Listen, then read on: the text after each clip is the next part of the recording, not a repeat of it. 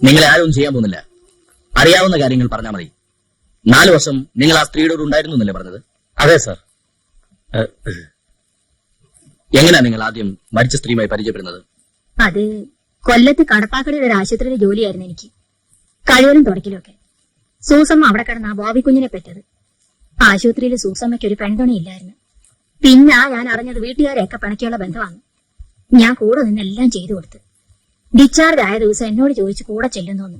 ആശുപത്രിയിലെ കഷ്ടപ്പെട്ട പണിയേക്കാൾ നല്ലതാണെന്ന് ഞാനും വിചാരിച്ചു. നിങ്ങൾക്ക് കെട്ടിയൊന്നും കുട്ടികളൊന്നുമില്ലേ? നിന്നെ കെട്ടിയതിന്റെ 18ാം പക്കം കടലിൽ പോയതാ. പിന്നെ കണ്ടിട്ടില്ല. മീൻപിടുത്തക്കാരാ? ആ, സൂസന്റെ ഭർത്താവിന്റെ പേര് ഹർഷൻ എന്നായിരുന്നു. ആ, പടം വരയ്ക്കുന്ന ആളായിരുന്നു. അതായിരുന്നു ജോലി. അവരെങ്ങനെയാ? സുഖമായിട്ടൊക്കെയാണ് കഴിഞ്ഞിരുന്നത്? പണത്തിന് കുറച്ച് കുറവുണ്ടായിരുന്നെങ്കിലും ആദ്യകാലത്ത് അവർ നല്ല സന്തോഷത്തിലാ സാറെ കഴിഞ്ഞിരുന്നത്. ഹർഷൻ കുഞ്ഞ് എല്ലാ നേരത്തും വരച്ചോണ്ടിരിക്കും. സൂസമ്മ എപ്പോഴും അടുത്ത് തന്നെ കാണും. ഒരമ്മയുടെ സ്നേഹം എന്തെന്ന് എനിക്കിപ്പോഴാണ് മനസ്സിലായി തുടങ്ങുന്നത്.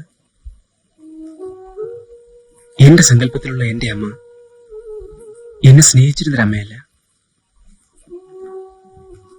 ആ സ്ത്രീക്ക് വേണ്ടാത്ത കുഞ്ഞായി പിറന്നവനാവാൻ ഞാൻ പെറ്റപ്പോൾ തന്നെ എവിടെയെങ്കിലും ഉപേക്ഷിച്ചിരിക്കാം.